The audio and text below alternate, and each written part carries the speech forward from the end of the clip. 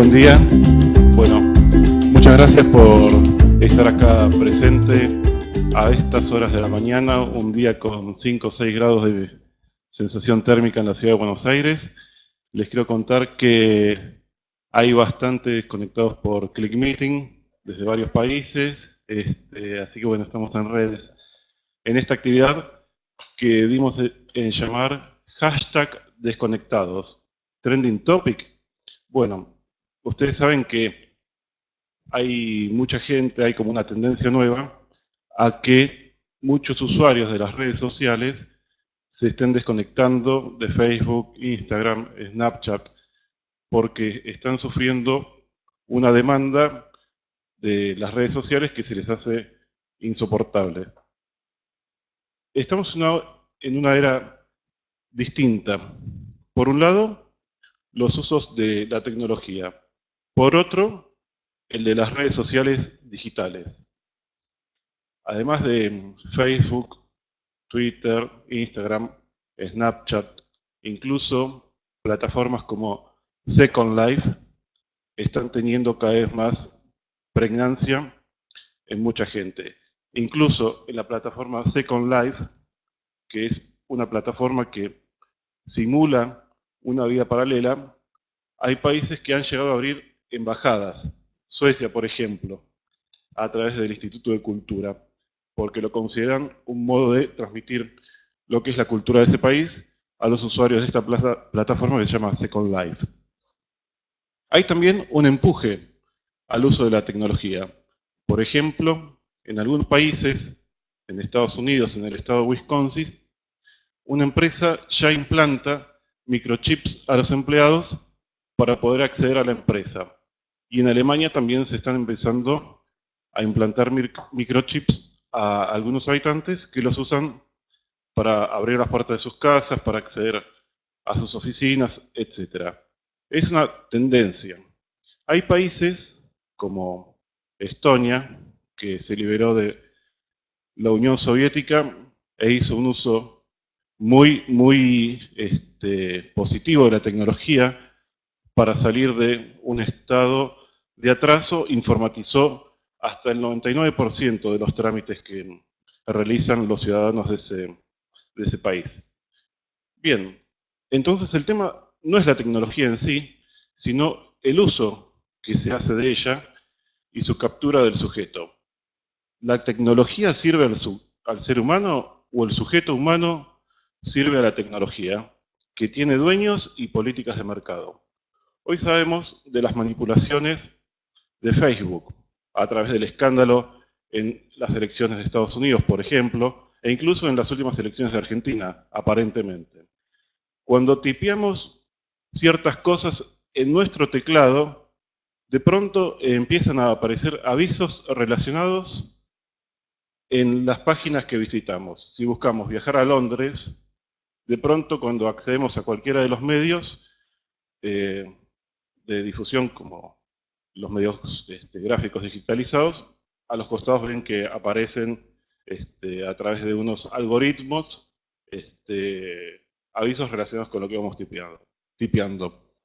Digamos, el gran hermano digital ya ha llegado. Y también la dependencia a las redes sociales.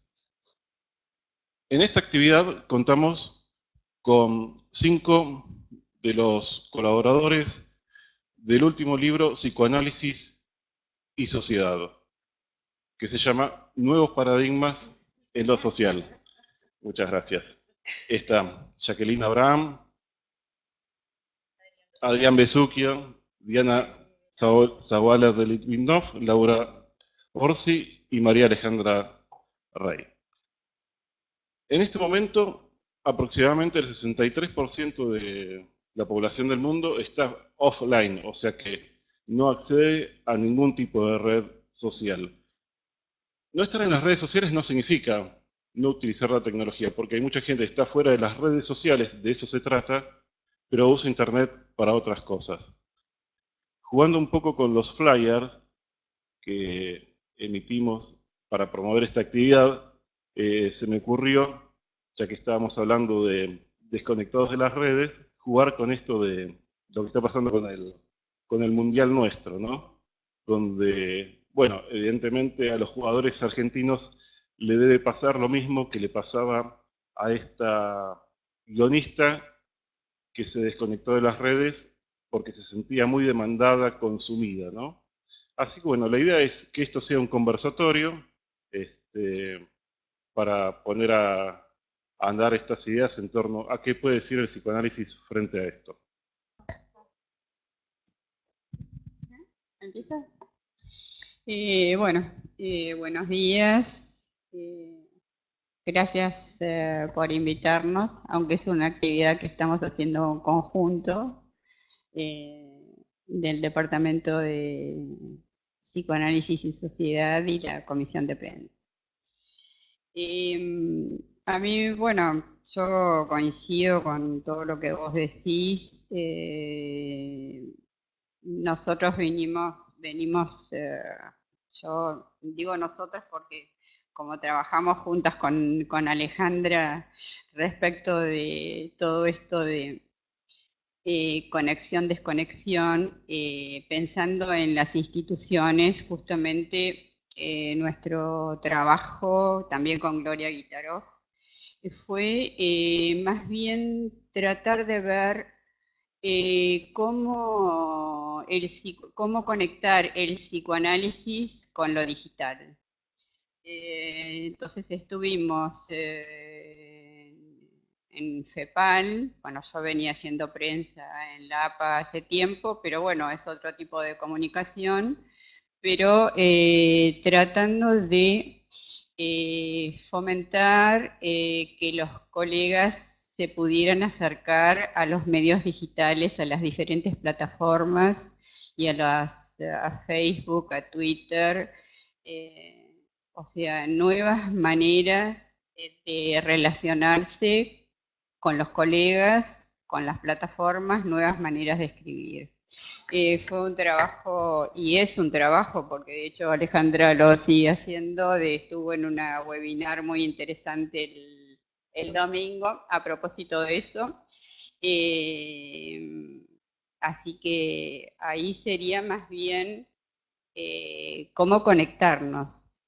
Como vos bien decís, el medio, a mí me parece como los medios que tenemos digitales me parecen como muy interesantes porque en realidad hacemos uso de los teléfonos, de las computadoras, pero sobre todo de los teléfonos de muchas maneras. Lo usamos para informarnos, para conectarnos, además de para trabajar, y eso por ahí y estar más cerca de los otros, eso hubiera sido imposible en otro momento. Pero es cierto que hay una realidad que es la brecha digital. La brecha digital en Argentina, solo 1 de cada 3 argentinos tiene acceso a Internet. No saben usarla, tienen señal lenta, o sea, tienen una brecha digital, están como casi excluidos del sistema. Entonces, nosotros que estamos todo el tiempo tratando de conectarnos, no vemos esa otra realidad que yo creo que es importante. Al mismo tiempo, el 2/3 de la población mundial tiene como un alfabetismo digital, o sea, no puede conectarse, no sabe. Además de eso, que es la palabra de hoy, desconectados, hay una cantidad de personas que por diferentes motivos se han conectado y ahora es como que quieren salirse de esa conexión permanente porque pareciera que promueve una cierta dependencia o adicción el estar todo el tiempo online y entonces quisieran poder estar offline. Bueno, me parece que como para empezar y que la palabra circule, vamos por ahí.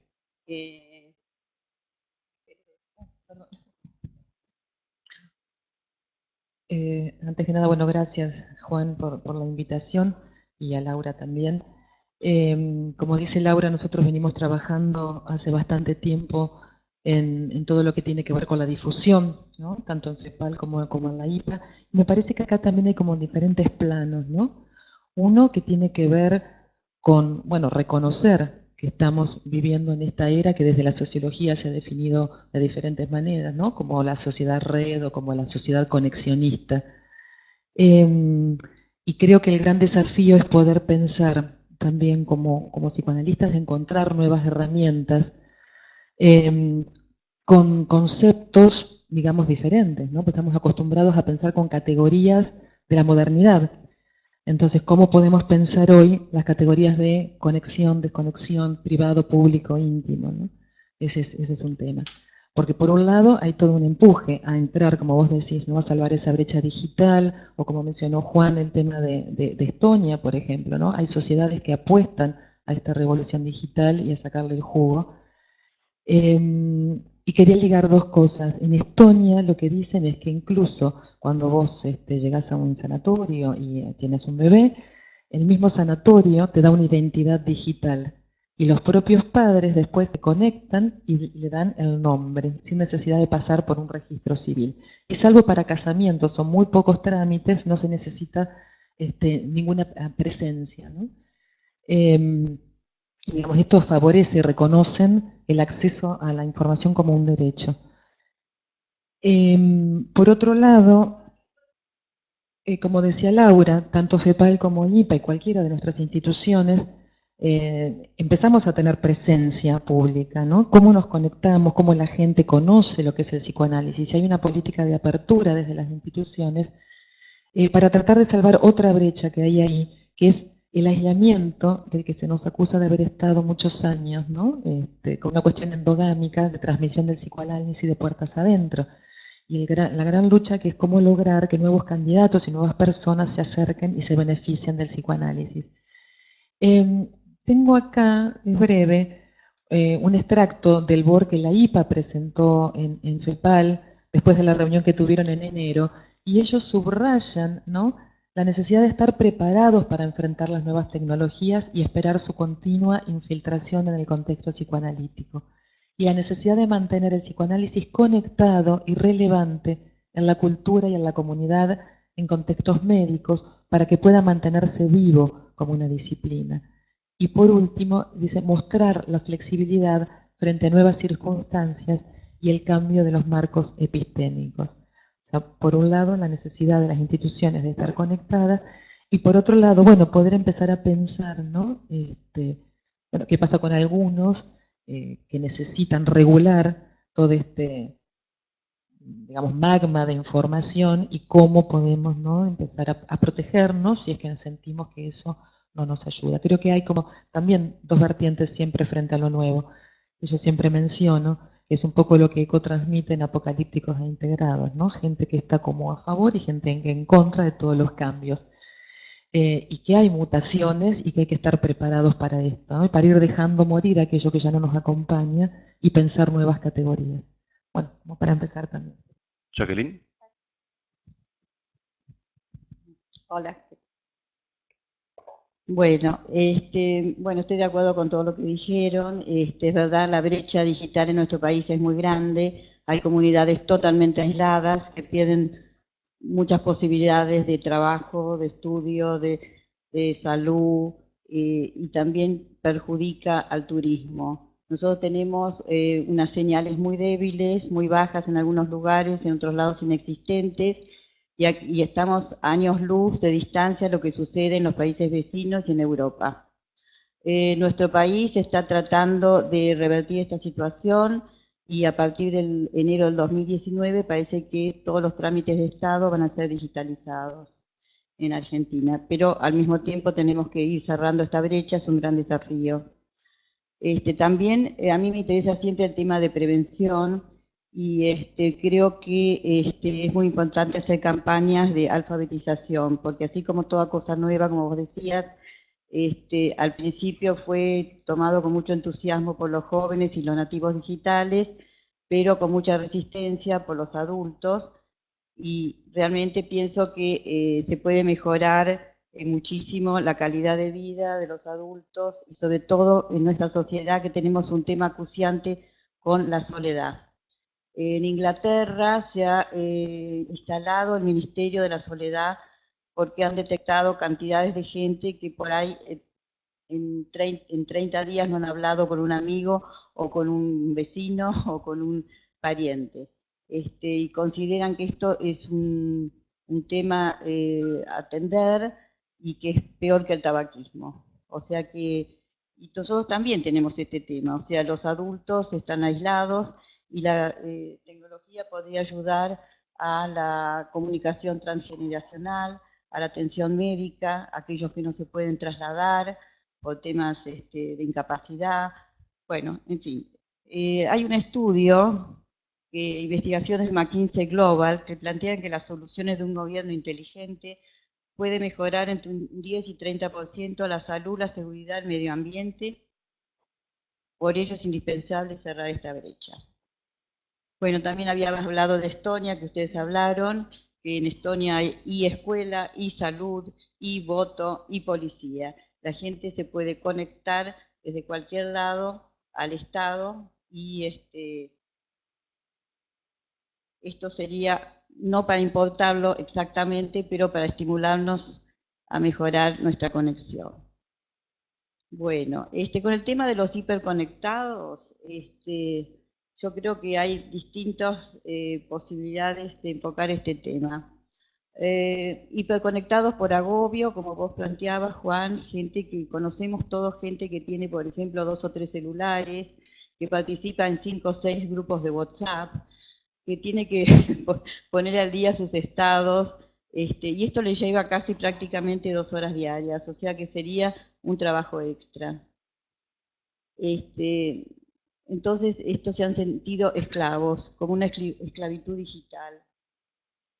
Por eso deciden cortar, por eso deciden vivir de otra manera. Como vos decías, eso no quiere decir que no utilicen la red para otras funciones necesarias. Ahora, yo creo que también es importante plantearnos qué pasó con Internet. Que Internet ya no es lo que era cuando comenzó, en 1983. En ese momento se pensó para conectar pares sobre la base de la confianza mutua subvencionada por el Estado. No despertó la fiebre del oro hasta que pasó de una etapa académica a la comercial. Se generó la burbuja.com en el 2003. Los negocios se concentraron en un puñado de compañías. Se transformó en un negocio multimillonario y los actores compiten. El debate actual sobre la neutralidad, la privacidad, la transparencia y la concentración es un tema serio. Yo creo que la gente, cuando Mark Zuckerberg tuvo la idea genial de generar en Harvard Facebook, evidentemente respondía a una necesidad de los estudiantes que se sentían aislados, que no encontraban maneras de conectarse, y evidentemente responde a una necesidad del sujeto, ¿no? La conexión y la vinculación. Les dio la posibilidad de conectarse con amigos de los amigos, hacer chats, mensajes, poner likes, compartir fotos de su vida, pero hoy en día me da la sensación que se transformó en una plataforma de autopromoción donde la gente muestra lo lindo, entre comillas, de su vida, lo exitoso, y que genera a veces, he escuchado a pacientes decir que se sienten con mucha envidia. Sobre todo parece que el tema de los viajes genera mucha envidia y se sienten excluidos. También ha modificado muchas cosas en el tema político. Yo pensaba que hace muchos años un país, para conocer el territorio de otro, debía ser tenía que gastar dinero, movilizar tropas, y hoy simplemente parándose en Google Maps ya se puede parar en cualquier lugar del mundo. También a esto agreguemos la injerencia electoral, el espionaje, las noticias falsas, los ataques cibernéticos con los cuales Rusia ha intentado últimamente desestabilizar la democracia de Occidente. O sea que no es tan simple el tema, ¿no? O sea, a mí me interesa mucho la prevención y yo había escrito sobre la violencia en la web y cómo contrarrestarla, ¿no? Por el tema, por ejemplo, de los mensajes falsos, de la posverdad, cómo cualquier noticia se replica rápidamente en las redes sin tomar en cuenta si está realmente, sin justificar si la fuente es adecuada. Y bueno, frente a eso lo único que tenemos es generar más educación y más pensamiento crítico. O sea, no leer ingenuamente lo que nos plantea la web. Bueno, hay mucho más para hablar, pero bueno, dijo... Gracias. Ahora, evidentemente, cuando Max Zuckerberg hace Facebook, lo hace por una necesidad personal, que tenía que ver con el suministro narcisista, ¿no?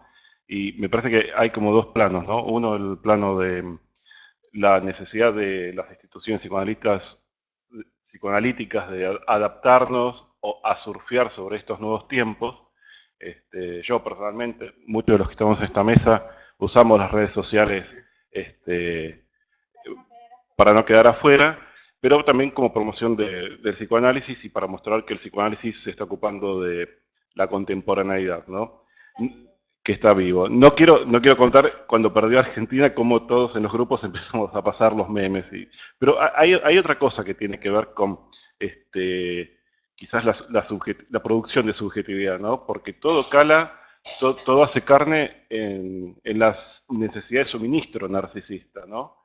Y me parece que acá por un lado estamos hablando de producir sujetos de consumo tecnológico a través de las redes sociales y otra es producir sujetos de pensamiento, ¿no? O sea, sujetos que pueden usar la tecnología para empoderarse, ¿no? Me parece que se podría hacer un paralelismo con esta guerra que estamos viviendo actualmente y que creo que será una guerra eterna entre curar el síntoma con medicamentos o curar el síntoma mediante la palabra, mediante el psicoanálisis. ¿Adrián? ¿O quién quiere seguir? Bueno, yo un poco lo que se me ocurre pensar es cómo vemos los psicoanalistas los fenómenos digitales, ¿no? En esto que es la cultura web. Y básicamente yo lo que observé es cómo se favorecen mecanismos disociativos de defensa, mecanismos primitivos, escisiones, en lugar de favorecer mecanismos sublimatorios más integrados.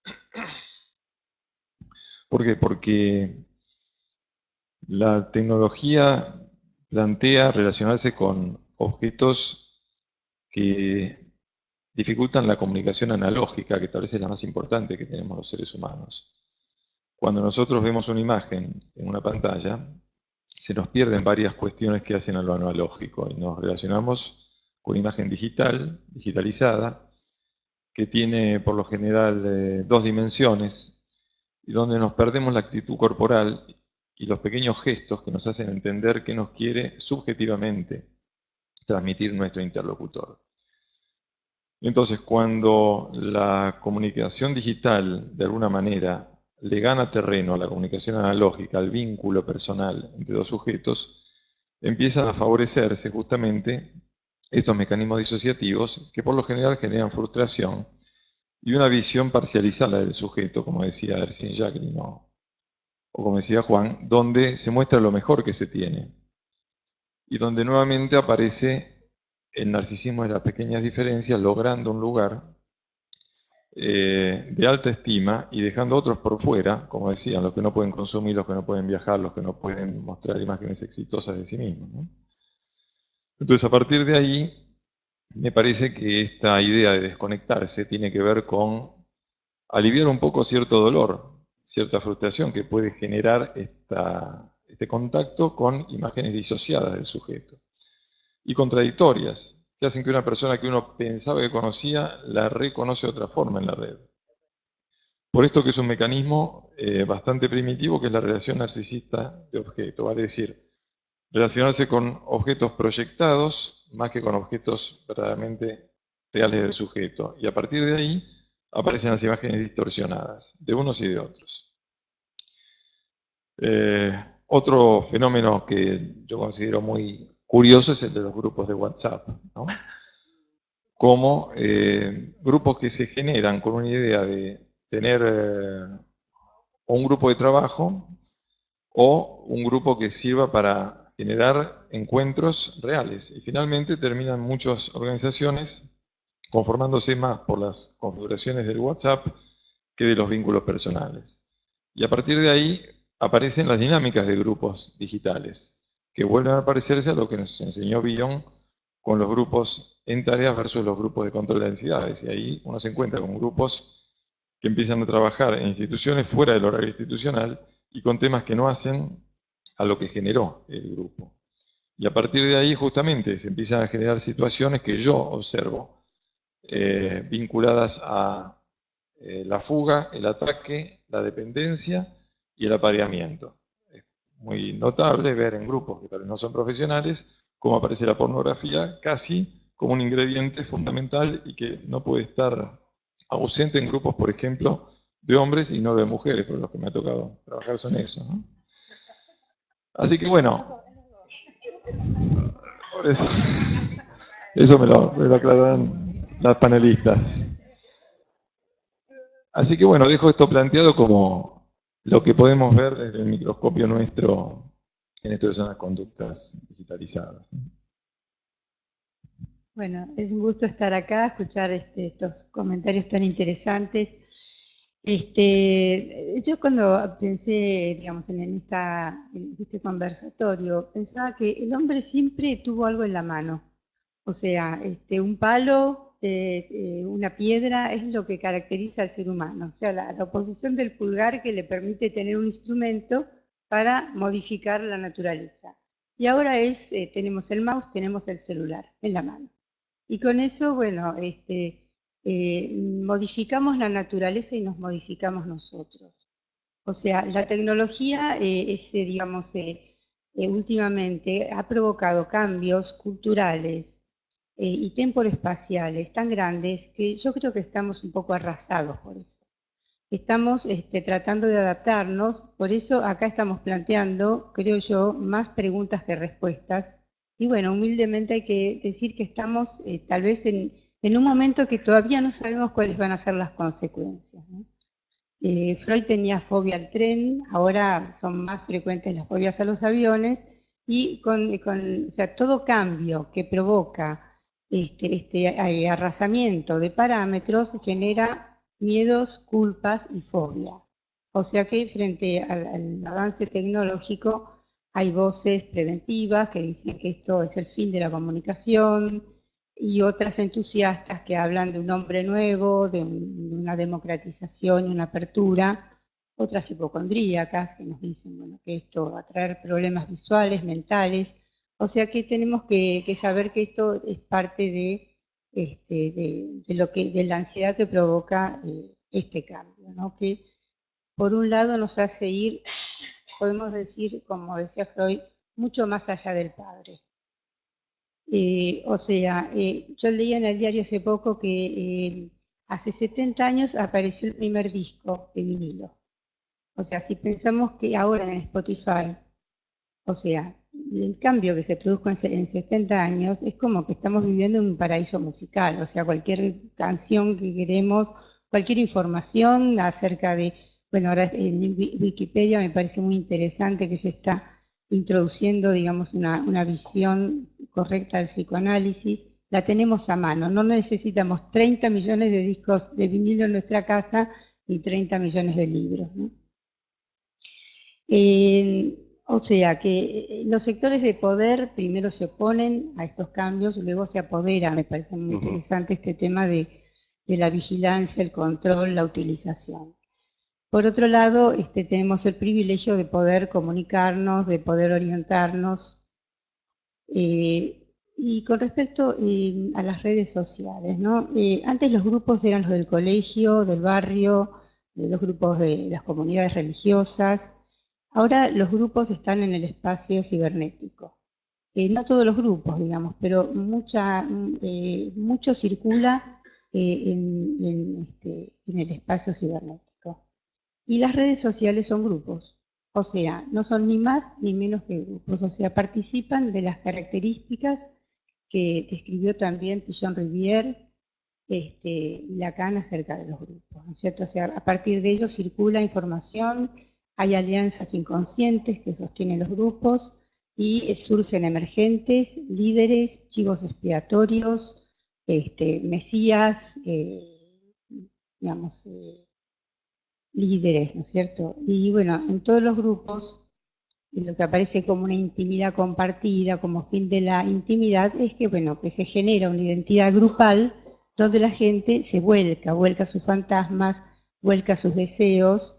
O sea, la intimidad también no es que desapareció, se amplió, pero el hombre siempre busca esconder y esconderse. O sea que es parte de lo que los psicoanalistas también vamos a tener que entender, que es en qué manera se expresa ahora, o no se expresa o se oculta la intimidad, ¿no? Me quedé pensando en esto de los WhatsApp, ¿no? Porque uno tiene que hacer un esfuerzo a veces cuando lee un mensaje y repensarlo, corporalizarlo, como decía Adrián, ¿no? O sea, se pierde esta cuestión de lo analógico, ¿no? Nos quedamos pegados a la bidimensionalidad del texto que aparece en WhatsApp. Y pasa con muchos pacientes, ¿no? Cuando les decimos, bueno, volvelo a leer, a ver, dale otra tonalidad, etcétera. Me quedé pensando en esto que decías vos, Diana, acerca del que el hombre siempre tuvo algo en la mano, ¿no? Si no es un garrote, es una tablet, pero también yo lo entendía en el sentido masturbatorio también, ¿no? Y no pude dejar de acordarme en relación al autista que saliva los objetos con el dedo para vitalizarlos. Y hasta qué punto a veces, la tablet, la pantalla, no se convierte en eso que uno trata de vitalizar y que le devuelva algo a través de likes o de buenas opiniones a través de distintas redes sociales, ¿no? O sea que hay un punto ahí donde me pregunto que ni siquiera hay un más allá del padre, ni siquiera se habría generado un padre. En otro sentido, en relación a lo que son el idioma, cómo se va adaptando el idioma, alguien decía, bueno, cuando se inventó el telégrafo, la gente empezó a usar palabras muy cortas, a eliminar verbos y la lengua no se perdió, ¿no? Bueno, ¿volvemos a la mesa o hay gente que quiere hablar y conversar? Así que abrimos entonces. Primero está Gustavo Dupuy y después Cecilia Moise. Así que ahora...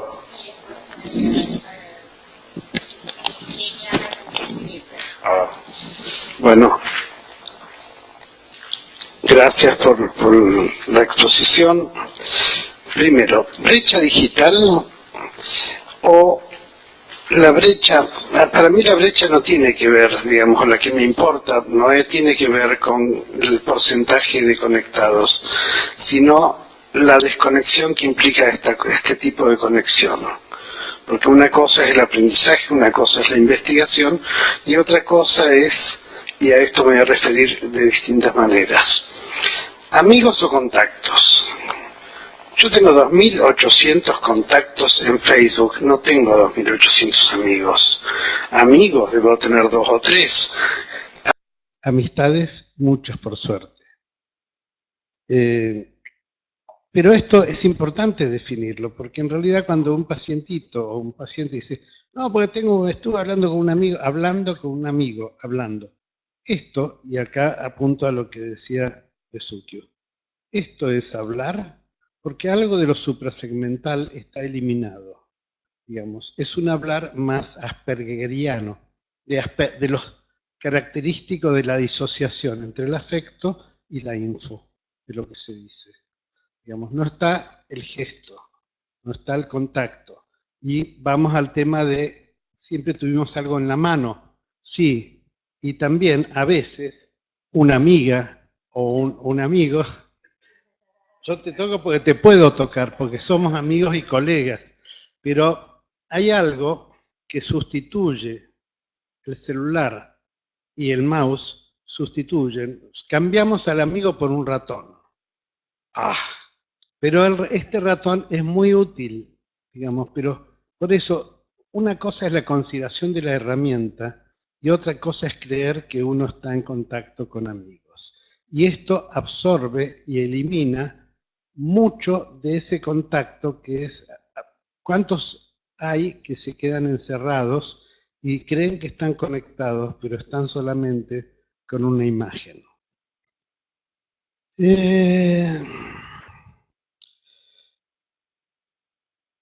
¿De qué nos protegemos cuando estamos en esas conexiones? Y si uno analiza el tipo de contactos y conexiones que hace ese paciente que tiene una estructura que podemos describir fóbica, pero es una fobia nueva a los efectos es una fobia que es tan nueva como es este tipo de tecnología.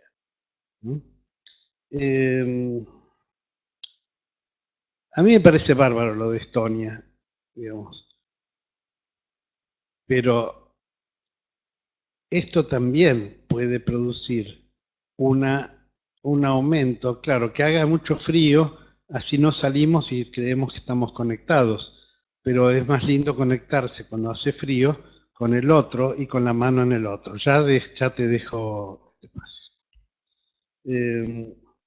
Y respecto de la info, hay un estudio, ustedes lo deben conocer más que yo, que tiene que ver con que uno recibe información de lo que espera, porque así como,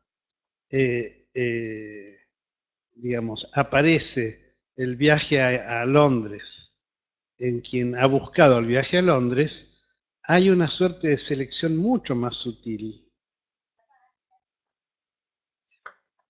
Claro. Al Congreso. Sí, me alegro mucho. Que pasen los costos de Londres y los bajen. Pero hay una mucho más sutil, digamos, de radiografía de cada uno de nosotros, que hace que uno encuentre las versiones de la historia que uno está buscando, o de la política que uno está buscando. No estás de acuerdo, pero en realidad uno puede forzar esa búsqueda, pero en realidad la info que suele llegar más fácilmente es aquella que uno está buscando. O sea, encontramos dobles. Claro que sí. Perdón, creo que uno siempre busca lo que encuentra, más allá de la tecnología. Bueno, vamos a tratar de hacer... El dispositivo no nos ayuda mucho a que sea un conversatorio, pero voy a hacer todo lo posible porque sea un conversatorio. Así que ahora le pasamos a Cecilia Moise el micrófono.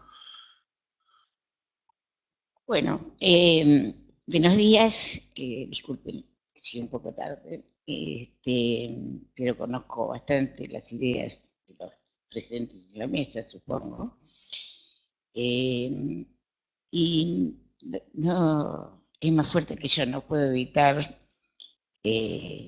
lo determinada que estoy cuando digo esto, por el entorno político, social, informático, que es pensar en lo que dentro de algunas horitas nomás va a pasar en el Mundial de Fútbol.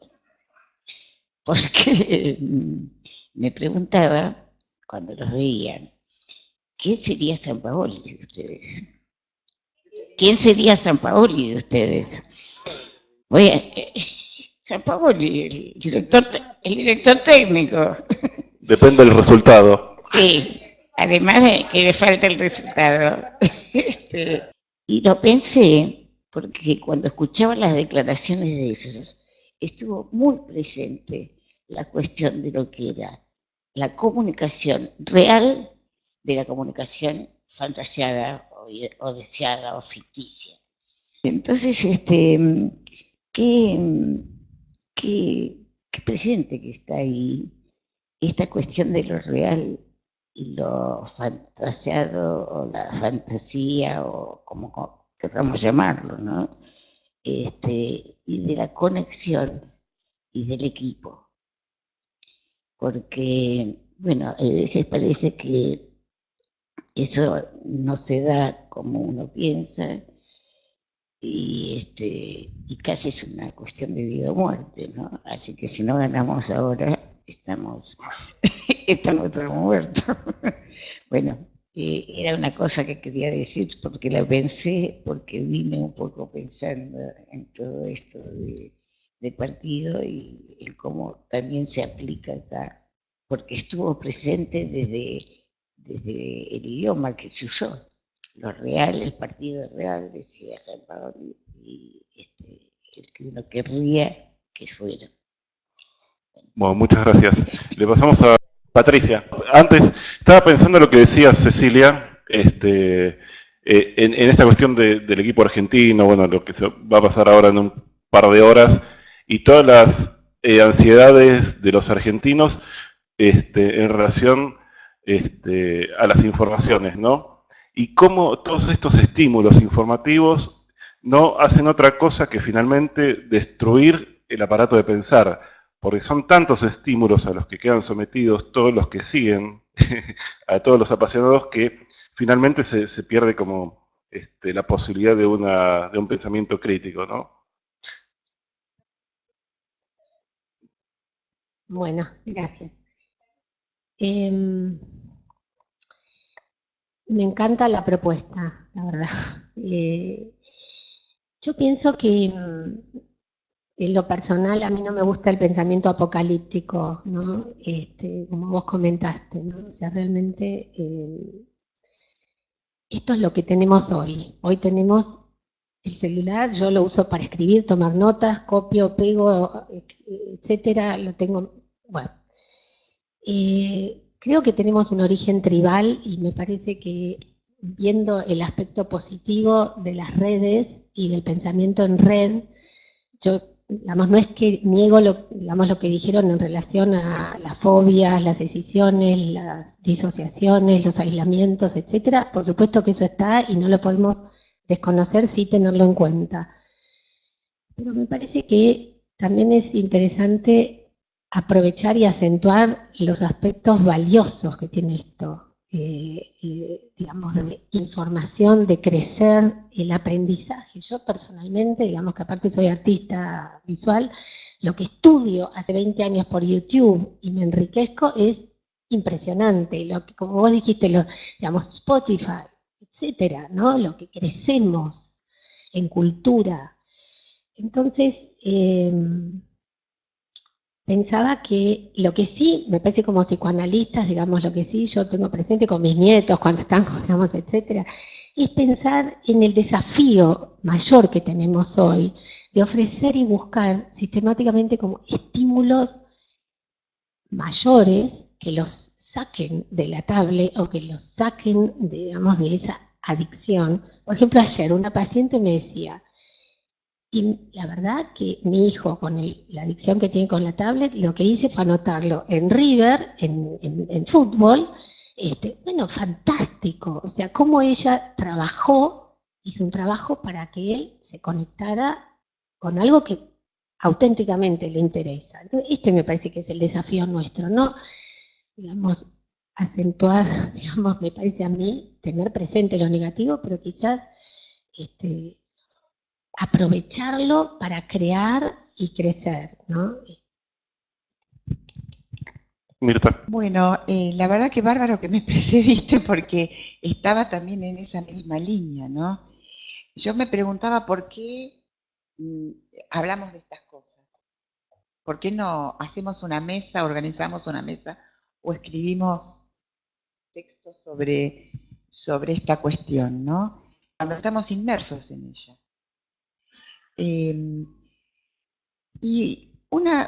Bueno, se me fueron ocurriendo varias cosas a medida que los escuchaba. Voy a ir, quizás sea desordenado, pero voy a hacer algunas cosas que se me fueron ocurriendo. Una de las cosas es por lo menos una vivencia mía personal. Todo esto, las redes, los WhatsApp, los grupos, yo lo llamo el club mío que tengo en el celular, mi club, no cambió mi estilo. Y cuando yo vivía en el exterior y era adolescente y estaba lejos de mis padres, tenía compañeras que le escribían a sus padres cartas larguísimas y yo decía, ¡ay Dios! Y yo le escribía a mis padres, rompía la hoja por la mitad y escribía poquito. Después cuando leía tesis de doctorado y tenía que ser jurado, aprendí a leer al sesgo. Ahora leo todo lo que me mandan en los grupos de WhatsApp al sesgo. Es decir, digo esto porque nada cambió mi estilo. Nunca pude estar conectada mucho, digo, para decirlo de esta manera. Entonces me parece que la única cuestión que nosotros como psicoanalistas podemos trabajar sobre esto es cuando hace síntoma, no cuando hace estilo, sino cuando hace síntoma. Y por otra parte, porque el estilo no se cambia, yo digo, vendrá nueva tecnología y seguiré con mi estilo. De adolescente era una gran lectora, primero leí el final de los libros y después empezaba el libro. No cambié mi estilo. Sí hay cambios. Por ejemplo, voy a visitar a mis nietos, están con las tablets, con los jueguitos, y yo les digo, tienen distintas edades, y les digo, pero todos los juegos son de matar. Entonces mi nieto más chiquito me dice, pero es otra forma de morir. ¿No ves que vuelven? Entonces, digo, hay una significación diferente incluso hasta de la muerte, porque a mí no se me hubiera ocurrido pensar que hay otra forma de morir. Y esto puede ser tanto, en algunos casos, una cosa autista como o una nueva metáfora. Digo, una nueva forma de hacer poesía, porque si hay una nueva forma de morir, hay una nueva poesía. Entonces, sí lo que me parece es que hay una nueva manera de un cierto espacio nuevo para decir lo que me gusta y lo que no me gusta. En la vida no siempre puedo decir lo que me gusta y lo que no me gusta, pero yo pongo me gusta y tengo un espacio de expresión de lo que me gusta y de lo que no me gusta. Y lo otro que quería decir respecto a cierta cuestión social que se escuché, respecto de la exclusión de Internet. Yo no sé si estar conectado por Internet es un ideal o no, pero me parece que la exclusión pasa por otro lado, no porque si tenemos buena conexión a Internet, sino por si sabemos leer o escribir. Porque aún para estar conectados en las redes hay que saber leer y escribir. Y si un niño no sabe leer o escribir porque no va a la escuela, por más buena conexión 4G que tenga, no podrá acceder a las redes. Y para finalizar, un hijo mío acaba de volver de Europa. Entonces me cuenta estos problemas, digamos, como por ejemplo esto de insertar el chip. Bueno, el problema de obesidad que causa, porque la gente no se mueve ni para abrir la puerta, o la falta de trabajo que causa, ¿no? Un gran porcentaje de Europa está sin trabajo. Entonces me parece que como en todo vamos a tener efectos que no podemos dimensionar hoy. No se pueden dimensionar hoy. Bueno, dejo acá porque... Gracias, Mirta. Bueno, gracias por tener la posibilidad en la institución de hablar estas cosas. A mí no me gusta mucho Internet, pero reconozco que no puedo estar fuera de eso. Y nosotros como psicoanalistas y como institución, frente a la invasión de muchísimas abordajes curativos, a veces que no son buenos, yo creo que no podemos no estar como difusión y como parte, como pasa en una escuela hoy en día. El tema es el uso que hacemos de eso. Nosotros estamos trabajando en un grupo con José Fishman hace mucho tiempo con el cuerpo, y una de las cosas estas últimas semanas fue el uso del WhatsApp, digamos, con los pacientes, donde de alguna manera, en situaciones muy graves, donde de repente el paciente necesita, no para suplir una sesión, puede haber algún caso, pero bueno, está en nosotros en darnos cuenta, sino de repente, digamos, cuál es el uso en situaciones de desesperación, como de abuso o cualquier otra situación, donde de repente una palabra, que lo dicen aparte, ¿no?, los ayuda, y donde de repente habrán visto ustedes algo que está circulando de un nene que dice: yo quiero ser un teléfono inteligente, porque como los padres están siempre con los teléfonos inteligentes, y ayer en un bar que es muy conocido, bueno, yo soy de Mar del Plata, pero ahora vivo acá y en Mar del Plata, Varelita, realmente era sorprendente la cantidad de mesas que estaban con la máquina, el chico con un dibujo, y cada padre estaba en una máquina, ¿no? Esto es común. Entonces los pacientes te dicen: soy invisible para mis padres, están siempre con el teléfono. Entonces, digamos, integrando un poco lo que cada uno dijo, yo creo que depende cómo nosotros lo usemos, pero no podemos nosotros como institución, y como para que el psicoanálisis se diga que ya no sirve, no estar. El tema es cómo estamos y qué decimos, porque de repente también, como se han dicho acá, uno puede informarse de muchas cosas que también son falsas. Entonces, de repente es cómo nosotros podemos aprovechar, como cualquier instrumento, porque no se puede negar el aporte que ha hecho toda la tecnología en salud. Como hace poco se hizo varios trasplantes juntos, eso es imposible negarlo, pero el tema es saber nosotros que una cosa no puede suplantar la mirada y toda la parte de sensopercepción. Gracias. Muchas gracias. Bueno, volvemos un poco a la mesa. Creo que Diana...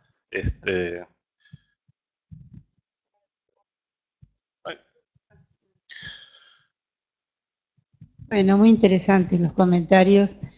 Y me parece que hay que tener en cuenta que Internet es un medio de comunicación. O sea, no se le puede atribuir a Internet ni salvar ni enfermar, digamos, como de por sí mismo, ni como que Internet crea adicciones. Es un medio de comunicación y por él circula lo humano. O sea, circula todo lo bueno, todo lo malo, circula creatividad, comunicación, circula manipulación, circula abuso, o sea, no se puede demonizar lo que es un medio de comunicación. Sería como pensar que el teléfono es responsable de patologías, ¿no? Los padres que no miran a los hijos, que no se comunican con los hijos, que no los abrazan o no juegan con ellos, no es porque tienen el celular en la mano. En otras épocas tenían otras cosas en la mano y no se comunicaban con los hijos, ¿no es cierto? Una persona que está mirando la pantalla no está conectada con la máquina siempre, está conectada a lo mejor con otra persona, está esperando una comunicación muy importante que puede ser laboral, puede ser afectiva, puede ser erótica. Bueno, la circulación del erotismo que se habló acá, me parece que algo también humano e interesante que circula por Internet. En ese sentido podemos decir de que Internet puede ser refugio o escenario. Puede ser un refugio cuando una persona, digamos, tiende a esconder su fobia en relaciones que son solamente virtuales y no encara lo que es digamos, poner el cuerpo. Pero también puede ser el escenario, puede ser el lugar para desplegar fantasmas. Oscar Wilde decía: denme una máscara y te diré la verdad. O sea, con la distancia y con el anonimato es posible desplegar también fantasías, fantasmas y también comunicarse, porque sabemos muy bien que antes salían las chicas a dar la vuelta por la plaza y los muchachos se las miraban y después eran los bailes y ahora son los sitios de Internet. Son sitios de encuentro, sitios donde no solamente se esconde, sino que se busca. como dice Laura, ¿no es cierto? Se busca y se encuentra pareja, se encuentra comunicación. Eso por un lado. Por otro lado, la implementación de Internet para nosotros como psicoanalistas. Yo ahora vengo de China, donde en China hace unos años se está introduciendo el psicoanálisis que antes estaba prohibido. Sin la comunicación a distancia, yo diría que es casi imposible que se distribuya o que se difunda el psicoanálisis en China, para que los candidatos de China, los interesados en el psicoanálisis, puedan acceder, puedan analizarse, y además porque tiene un territorio tan extenso que el psicoanálisis a distancia está muy difundido.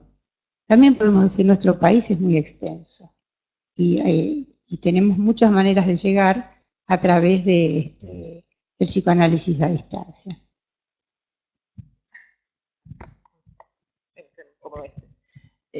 Empiezo por esto último que vos comentaste, porque lo que Laura mencionó de este webinar de la IPA que tuvo lugar este fin de semana tenía que ver con el ciberespacio y con nuevos modos, ¿no?, de acceder a la información.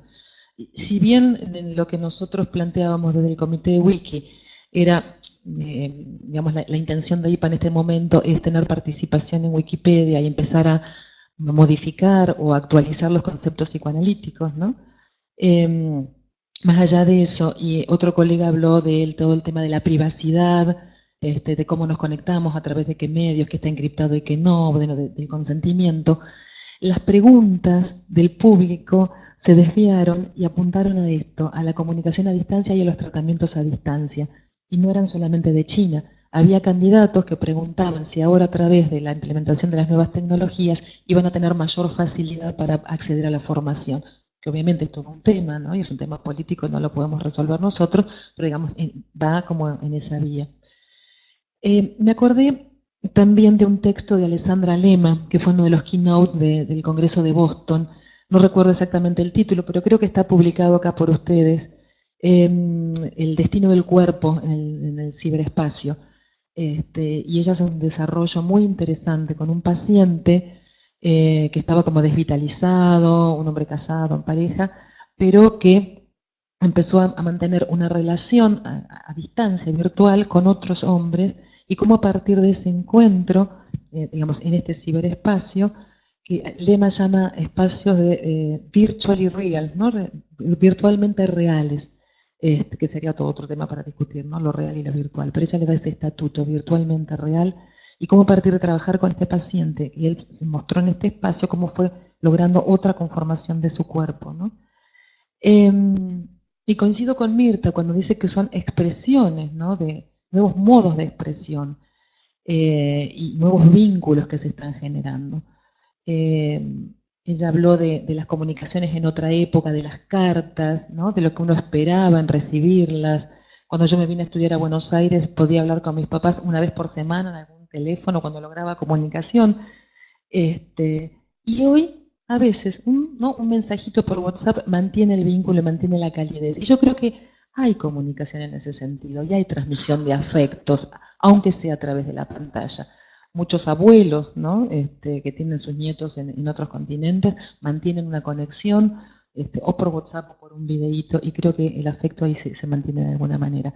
Y por último, aprovechando esto de los últimos, digamos, modos de expresión y lo que facilitan las redes, no puedo dejar de mencionar todo el efecto que tuvo, ¿no?, el tema del Me Too y del Ni Una Menos, y en Brasil una campaña que se llamó Mi Primer Abuso, que permitió visibilizar, ¿no?, a mujeres que nunca habían podido hablar de estas situaciones traumáticas desde un anonimato, pero teniendo un espacio ahí, ¿no?, para poder comunicar.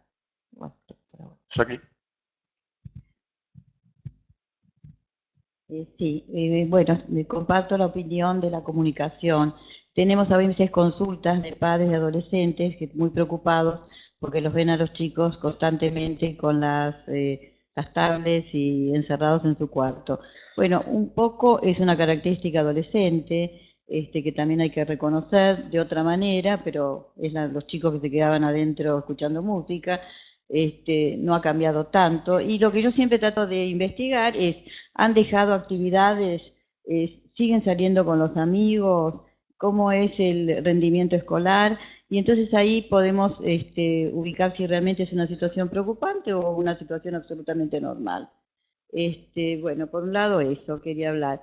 Y con respecto al erotismo, estaba pensando en el tema de las aplicaciones de citas, que en ahí tenemos Tinder, Happen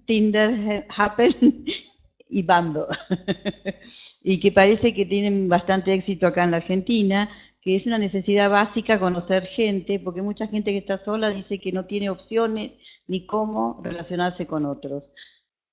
No saben si van a encontrar el amor de su vida, pero es una manera de acercarse, una manera de intentar una pareja. Y con respecto a la adicción, es verdad lo que vos decías, no todos tenemos posibilidad de ser adictos. Somos adictos los que tenemos determinadas características para ser adictos. Una paciente me comentaba que había abandonado Netflix porque hacía unas maratones de series que después no se podía levantar para ir a trabajar. Entonces fuimos trabajando el tema hasta que ella pudo poner un límite, ver qué cantidad de series iba a ver por noche, un horario, y pudo así disfrutar de las series, porque en realidad también es una fuente de ocio y de creatividad y hay gran identificación con los personajes de la serie. Ahora como en esa serie Casa de Papel fue un boom, la gente se identificó mucho con los personajes y servía también como medio de comunicación entre los amigos y demás. O sea que usarlo adecuadamente sería el punto. No, hay un punto ahí me quedé pensando, el tema de las adicciones y Netflix. Bueno, hay estudios ya hechos que tienen que ver con la disminución de las relaciones sexuales en las parejas, ¿no? Por el exceso de Netflix. Y me quedé pensando también en cómo la gente conoce gente. Hay psicoanalistas, miembros didactas, no solamente candidatos de esta institución, que han conocido gente por Happen, algunos, y se han casado, con lo cual estamos dentro de la cultura y no nos autoexcluimos.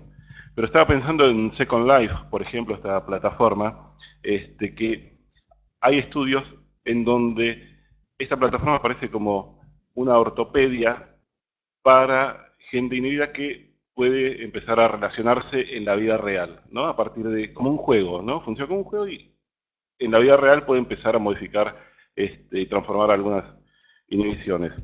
Me quedé pensando en lo que decía Mirta, estas redes que posibilitan nuevas formas de metáforas sin perder la esencia, ¿no? Y me quedé pensando en que a veces hay pacientes que nos traen metáforas que en realidad no son metáforas, ¿no? Son como si fueran una metáfora, ¿no? Pero en realidad no está habiendo ningún proceso. Digo, esto es, parangonando esto con lo que uno puede hacer con las redes sociales, ¿no? Hacer un como sí o hacer verdaderas interacciones. Lo otro que estaba pensando, bueno, hay mucha Ewali hablando de la obesidad que produce la adicción a las series, ¿no? Ewali era una plataforma espacial donde estaban todos obesos, nadie hacía nada y todo dependía de una gran máquina que dominaba a los seres humanos, satisfaciéndolos, ¿no? Esclavizándolos. Y con el tema de WhatsApp, bueno, la verdad que todos mis pacientes tienen mi teléfono celular y no recibo ningún tipo de llamada fuera de lugar. La verdad que es increíble como, a pesar de las tecnologías y de las posibilidades de conectividad, los pacientes saben cuáles son las limitaciones y nosotros también podemos encuadrar, ¿no? ¿Adrián? Sí, yo cuando hablaban recién de un poco lo que pasa con el fútbol y como en este campeonato lo que vimos es cómo fotos de un jugador con la esposa en cierto lugar hacían que ya ese jugador tal vez no juegue el resto del campeonato, u otro pudo denunciar una situación que había dentro del vestuario que tal vez si no nos iba a conocer. Yo no soy un detractor de las redes sociales ni de la tecnología ni de los medios digitales de comunicación. Creo que justamente tenemos un mundo mucho más abierto y donde muchas cosas que han pasado, incluso en este país, hoy día gracias a las comunicaciones no podrían pasar, serían impensables. Creo que eso es valiosísimo. Pero había una foto también donde ponían al seleccionado del 86, todos abrazados, gritando, eufóricos, y al seleccionar actuar en un entrenamiento, cada uno con su celular apoyado contra la pared, sin conectarse. Creo que ese es un poco el riesgo de la tecnología que vemos en nuestros pacientes como un síntoma. Es más fácil conectarse por internet, hacer un grupo de WhatsApp o opinar en un grupo de WhatsApp, donde yo veo que grupos profesionales se comunican sobre todo los domingos a la mañana o los sábados a la noche. Entonces uno se pregunta, ¿ahí estamos trabajando o estamos controlando ansiedades?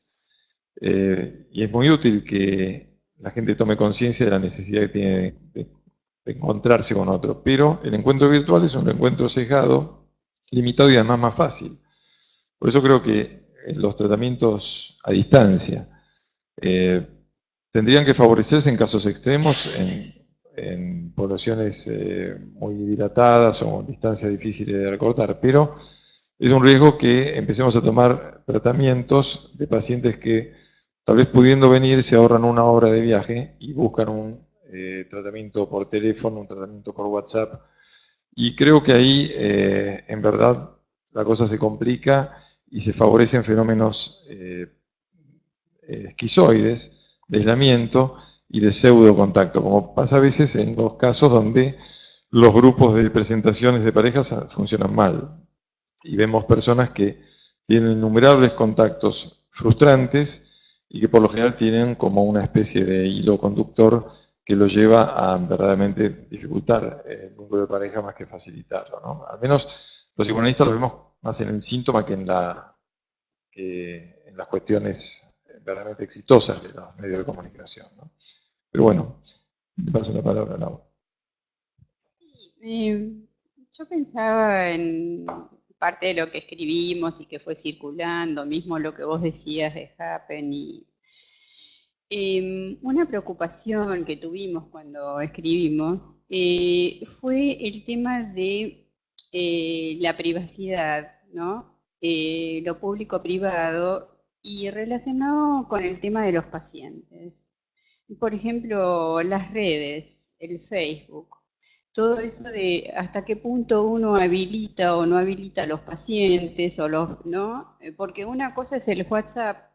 De alguna manera yo también, mis pacientes, bueno, además con el tema de prensa cualquiera tiene mi WhatsApp, quiero decir, y no he tenido situaciones complejas, pero por ejemplo, pensando en el Facebook, ahí cambia la cosa, ¿no? No sé hasta qué punto compartiría, a pesar de que mi Facebook es un Facebook profesional, no tengo uno propio, no sé hasta qué punto no me complicaría y no sé cómo lo ven ustedes. Esto de compartir como parte de nuestra intimidad. Si bien sabemos que nuestros pacientes ahora, antes de venir, durante y después, nos googlean permanentemente y saben prácticamente nosotros más que nosotros mismos, y todo lo que escribimos o dejamos o a qué partido político pertenecemos o intentan saberlo. Bueno, por ahí antes le preguntaban al portero, ahora también le siguen preguntando al portero. Creo que eso es algo que por ahí merece que lo pensemos, porque creo que es algo que nos sucede cotidianamente.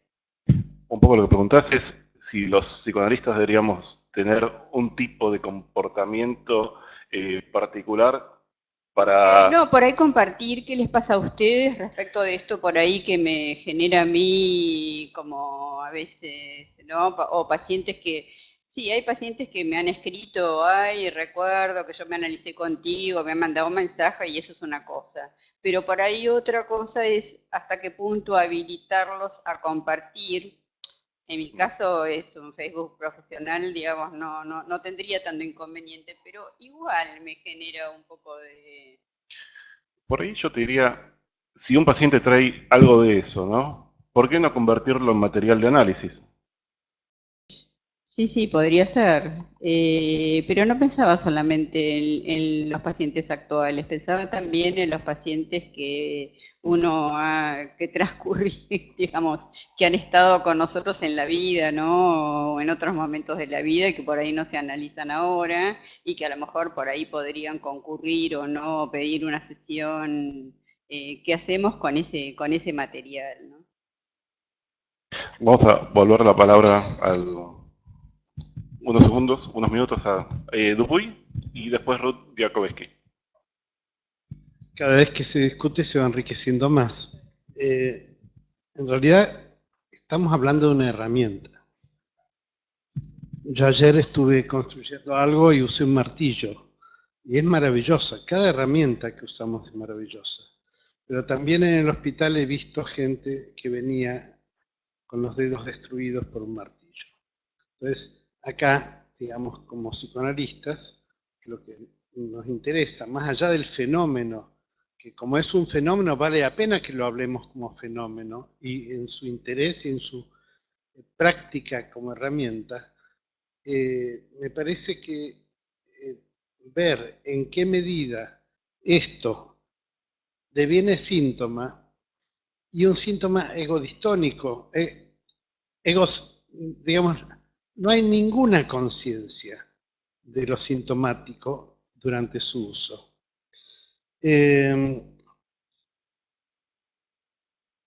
Y yo no estoy de acuerdo con que de repente hoy podemos ver madres que llevan a su chiquito, bebé, mientras están hablando por teléfono en la calle. Madres que están con su bebé, y no creo, acá hay algo que facilita esta forma de comunicación, facilita esta disociación, digamos. Así como de repente un chico podía estar con la música, como vos dijiste, por supuesto, en su habitación o en donde fuere, pero esto, al generar una ilusión de contacto y de compañía, facilita en mucho que uno pueda quedarse horas, horas y horas. Y la comunicación, no, ¿cómo no voy a responder ya? ¿Cómo no? Este es un fenómeno. O sea, me mandaron un mensaje, tengo que verlo ahora. Estoy atendiendo. Minga de ahora. O estoy haciendo el amor. Ay, pero me distraje, discúlpame amor, me distraje porque recibí como 5 mensajes. Lo dramatizo así, porque realmente es un fenómeno que ocurre, digamos. Esta ilusión de contacto genera un cierto nivel de urgencia de respuesta. Y si no, ¿cómo no responder?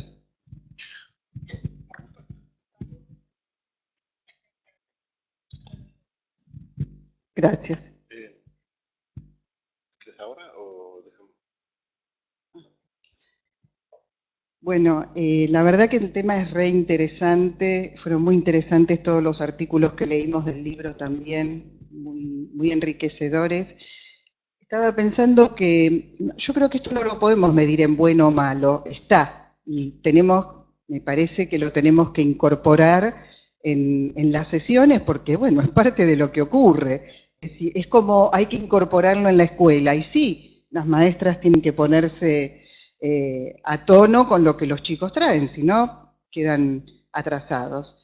Me pareció interesante lo que dijo Mirta, y que recién trajo también Gustavo. Me parece que esto es, nosotros como psicoanalistas, lo tenemos que tomar en cuenta cuando esto aparece como síntoma. Lo demás no podemos valorarlo, está. A veces es muy bueno, recién Susana contaba, que yo estuve con ella, que contaba el otro día en un grupo que estamos con José Fishbein, como una paciente por momentos necesitaba comunicarse con su analista por distintas situaciones, y fue muy importante la voz del analista para esa paciente, y en otros momentos había que limitarla. A mí me pasó también, una paciente de muchísimos años, bueno, hace poco empezó a tener hubo una bisagra en su tratamiento, y nunca se había comunicado conmigo, y ahora en un momento mandó un WhatsApp y yo sentí que tenía que contestarlo en ese momento. Y después le pregunté en la sesión por qué me lo había mandado, y me dijo, necesitaba escuchar una voz amiga. También estoy en conexión con un geriátrico, y no sé si ustedes saben que hay gente muy mayor que se maneja muy bien con Internet, y hay mucha gente que, a pesar de que es un geriátrico donde tienen muchas actividades y muchas cosas, hay, por ejemplo, una de esas abuelitas que llama a su habitación a algunas amigas para, a través de YouTube, mostrarles cosas muy interesantes, más allá de las conexiones que tienen con sus nietos y con sus familiares. Entonces me parece que está bueno cuando esto sirve para conectar, y lo tenemos que tomar en cuenta cuando funciona como síntoma. Y a ese respecto había leído el artículo, bueno, entre todos los artículos que leí, Diana, vos habías, en un momento, decís que esto como que amplía la expresión de los síntomas que nosotros podemos ver en el consultorio, como que vemos otras cosas. Me gustaría que lo amplíes eso, porque sí, es verdad, estoy de acuerdo, pero bueno, no sé cuál es tu experiencia y qué es lo que... ¿Cómo notas a pesar de que hay cosas que se siguen dando igual que siempre, como recién dijeron, el que nunca se conectó no se va a conectar, el que siempre estuvo conectado va a encontrar la manera otra manera, pero se va a conectar, pero bueno, también vemos ciertas expresiones en el consultorio importantes para nosotros para tratarlas. Bueno, es interesante este tema de cuál es nuestra dependencia con respecto a los otros, qué se amplía, y esto que vos decías, Gustavo, que es tan llamativo, que es el llamado del otro como algo urgente. O sea, suena el celular o hay un tin en la computadora y parece como que ese es el llamado, es el mensaje que nos está esperando, ¿cierto? Y acá nos volvemos a preguntar nuevamente si esto lo genera la computadora o el celular, o es más bien lo desnuda, podemos decir, ¿no es cierto? Lo pone de manifiesto. O sea, la urgencia de ese reclamo del otro, y hasta qué punto podemos poner un límite, y hasta qué punto quedamos totalmente sometidos a tener que contestar. Tenemos que contestar porque también estamos esperando un llamado, algo distinto, algo nuevo en nuestra vida, algo que nos cambie, una oportunidad. Y en este sentido es muy interesante lo que vos traes de Second Life. Porque Second Life hace años que está en un momento de cayó, ahora parece que está nuevamente revitalizado. Y ahí, digamos, los usuarios entran con un personaje que crean. Es un personaje como si fuera una Barbie o un Ken o distintos dibujos. Ellos los crean y van viviendo vida. En la vida viajan, tienen sexo, compran, venden, tienen una segunda vida, una second life. Y bueno, este juego, digamos, es adictivo también en algunos casos, porque muchas personas pasan más tiempo en Second Life que en First Life, digamos, ¿no? O sea, en su vida real, porque resulta como más atractivo o más satisfactorio. O sea, una ama de casa aparece, digamos, como un personaje de vampiresa, o puede ser de que una persona que en la oficina sufre, digamos, del autoritarismo del jefe, aparece como un empresario exitoso o digamos, alguien cruel, o que puede, o sea, ahora esto podemos decir, bueno, esto es el mundo de la fantasía también. O sea, yo creo que no hay ningún Second Life que pueda superar nuestro mundo de la fantasía, ¿no es cierto? Pero la fantasía es necesaria porque no podemos soportar todo el tiempo, digamos, la realidad. Necesitamos de la realidad y del juego. Necesitamos de manejar la realidad y necesitamos también de poder escaparnos, de divertirnos, de poder tener, digamos, en estos casos la oportunidad de tener una segunda oportunidad, podría ser. Y además de elaborar, porque la fantasía también sirve para elaborar miedos, angustias. Otra cuestión es, bueno, si hay una ilusión de contacto o se da un contacto real. Aquel que piensa que los contactos son amigos está, digamos, equivocado, ¿no es cierto? Pero, digamos, también los contactos, los WhatsApp permiten una comunicación, favorecen una comunicación, no se está conectado con la máquina, se está conectado con otra persona, pero siempre hay grados de comunicación. No todos son amigos íntimos, pero también en este momento se facilita de alguna manera, incluso a los pacientes, pedir una hora, hacer un comentario, es una manera de facilitar también el encuentro. Yo creo que el tema de Second Life, en relación a la disociación, creo que la mejor imagen es la del señor que cruza la avenida hablando por celular y es atropellado por la realidad, ¿no? Claro, Mira, yo estuve trabajando en Second Life y una persona, una mujer que tenía una adicción y que tenía un cáncer, ¿no es cierto? Ella había creado una muñeca que había ganado el premio de ser la muñeca más atractiva de todo el juego, hace unos años, ¿no? Ella, por supuesto que su imagen corporal era totalmente distinta a esta muñeca. Pero uno puede decir, bueno, ella estaba adicta a este juego, se analizó y pudo superar la adicción y también pudo superar el cáncer. O sea que es enigmático también cuál es el efecto de esto. O sea, a través de esta muñeca, ella no pudo también elaborar ese exceso de narcisismo tanático y ponerlo en este juego, y ponerlo en esa muñeca. O sea que se abren estos interrogantes. Bueno, son 10:45, yo voy a estirar hasta las 11 la actividad, creo que está funcionando bien el conversatorio, salimos un poco del texto leído, que aburre. Hay gente que ya pidió la palabra, la volvió a pedir, pero hay gente que no habló todavía, así que voy a priorizar eso. Nos están mandando un mensaje por Click Meeting desde Nicaragua, lo voy a leer, lo dejo planteado a todos los presentes, a ver qué puede surgir de esto.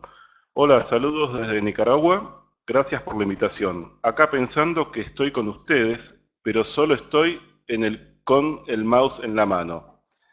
En función de los temas planteados, pensé en la aldea global de Kluhan,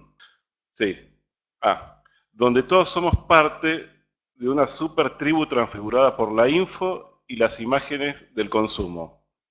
Y hoy, cada quien tiene una personalidad desdoblada en el plano virtual, lo que me parece que genera una sensación de hiperrealidad, como un sustituto incompleto de la realidad. De igual forma, el celular parece ser una nueva caja de Pandora.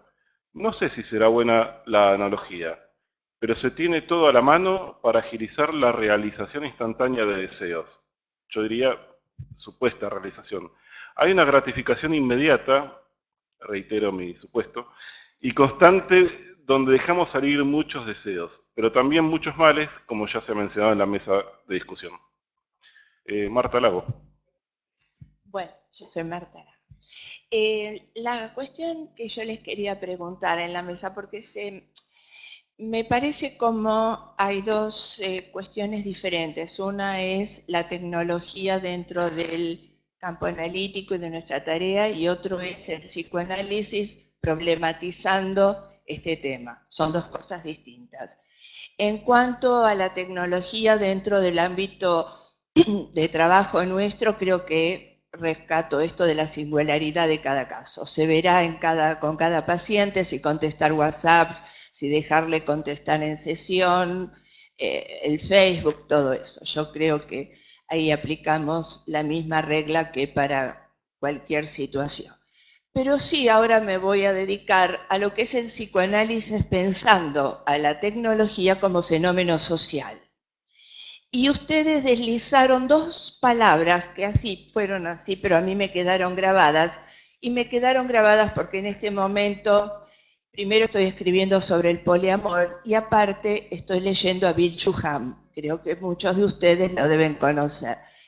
Y él relaciona esta sociedad de la transparencia, del rendimiento, de la caída de Eros, de la agonía de Eros, la relaciona con la depresión, por un lado, y por el otro lado, con la palabra que escuché, vigilar, me parece que hasta dijeron vigilar, no sé si no fuiste vos, Diana, que él dice que ese paradigma biopolítico de vigilar y castigar no está presente ahora, en lo que él llama la psicopolítica, que la diferencia muy bien de la biopolítica. Y también dice que esta sociedad del consumo, de la transparencia, del rendimiento, de la expulsión de lo distinto, tiene que ver con una sociedad de la depresión. Y vos creo que hablaste algo de la soledad. Bueno, me gustaría que se explayaran sobre eso. Gracias. quería contestar al colega de Nicaragua que nos manda la pregunta, y cómo, bueno, como señala de justamente los dos extremos que estamos viendo ahora, que por un lado la posibilidad de conexión, de que él nos formule la pregunta y que nosotros podamos conversar con él, pese a la distancia, y por otro lado, bueno, la aldea global, donde será toda una uniformización a favor de intereses que no conocemos, ¿no? Y que tiene que ver con la pregunta de Marta, cómo ahora la vigilancia se reemplaza como por una exigencia de cumplir con determinados ideales y que eso circula por las redes, ¿no es cierto? Sí, yo agregaría que a la vigilancia de alguna manera podría subyacer el control omnipotente del objeto, que es un mecanismo de defensa bastante primitivo y que en las redes sociales y con los grupos de WhatsApp y a nosotros como terapeutas nos toca muy de cerca. Cuando decía Laura esta pregunta acerca de cuál es el lugar nuestro como analistas en las redes, yo diría que si atendemos pacientes graves, lo más probable es que estos pacientes estén en transferencia negativa casi de forma constante, y cada cosa que sepan nuestra fuera del encuadre puede ser que sea algo que haya que levantar en la transferencia contra transferencia y que favorezca cuestiones que hacen a su relación con el analista más que a la relación de él con él mismo, que es parte a veces del objetivo de una sesión y un tratamiento. Entonces yo lo veo como un tema complicado de tener amigos pacientes en Facebook, la verdad. Yo trato lo evito de lleno. Y con esto de la depresión, pensaría que estos vínculos virtuales, por lo general, al favorecer mecanismos disociativos y esquizoides, la posición que después prevalece es la depresiva. Es decir, a mí la sensación que me da de los contactos virtuales es que a la larga termina siendo frustrante, tanto sea los grupos de WhatsApp como las amistades o los juegos en red, por lo general generan frustración y una competencia donde no siempre se utilizan las mejores armas en cuanto a los vínculos, ¿no? Es interesante, Adrián, cómo estos grupos muchas veces generan situaciones no solo de ansiedad, sino también de ansiedad literalmente paranoides, ¿no? Una última intervención. ¿Alguien quiere aportar algo más? Bueno, porque estamos cerrando. Bueno, Jacqueline. Mira, con respecto a lo que vos decís de los amigos, yo creo que si son amigos que vos los ves afuera y tenés relación cara a cara, enriquece. Pero si son amigos virtuales, simplemente es algo vacío, que genera un vacío y depresión, como decía. A mí lo que me parecía, para cerrar, comentar un poquito más acerca de lo que sucedió con la privacidad y los datos en Facebook. Resultó que cuando la gente se anotó en Facebook, resultó muy atractivo y sin ninguna instrumentó mecanismos de negación, de disociación y de idealización de la plataforma. O sea, nunca pensó en los datos.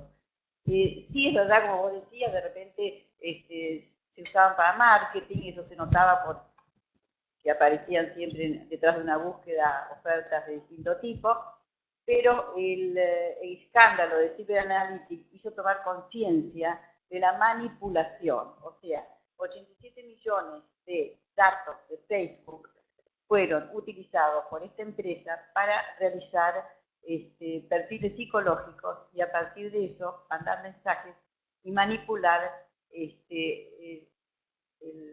sistema electoral en Estados Unidos. Después como terminó con Trump en el gobierno. Y a eso que le decís, yo le agregaría también la cuestión de la construcción de subjetividad en nuestra contemporaneidad, que son la apertura a nuevas identificaciones e identificaciones muy móviles también, ¿no? Que no permiten tener referentes identificatorios. Ese es un tema que me parece que daría para... Ahora, lo que sí pensó Facebook es que podía autorregularse. Y a partir de esto, Zuckerberg reconoció que tiene que ser regulado Facebook, ¿no? Que no puede estar fuera de la democracia, de los valores y las leyes del Estado democrático. Patricia, una última intervención. Sí. Bueno, yo personalmente me emociona que desde Nicaragua digamos, esté compartiendo, me parece que esto es algo súper valioso, que estemos cerca, pensando juntos. Creo que proponer esto como conversatorio, lo felicito, porque me parece que es visibilizar que nada reemplaza la conversación, la presencia, los fenómenos de presencia, la calidez. Un ejemplo que quiero contar, porque soy amiga de digamos, una persona que tuvo un cargo muy importante en YPF, me decía la importancia de luchar contra la corrupción dentro de empresas tan grandes que ha sido, por ejemplo, instituir todo un tema de visibilizar internamente todo el trabajo de Internet. No sé cómo se llama técnicamente esto, pero digamos, dentro de la empresa. Y esto lucha contra la corrupción. Así que, bueno, esto. Una cosa más nada más. Creo que también advertir esto en la construcción de subjetividades, el peligro de armar grupos con los que piensan igual. Como si pensar diferente digamos, elimina la pertenencia. Creo que esto sí también es importante. Bueno, gracias. Ustedes saben que al principio esto se iba a llamar Una semana sin celular, pero como ni yo lo podía lograr, le cambiamos el nombre. Espero que se haya logrado el objetivo de despertar ideas con este conversatorio, que creo que va a ser el dispositivo que se va a generar para el simposio de APA. Muchas gracias.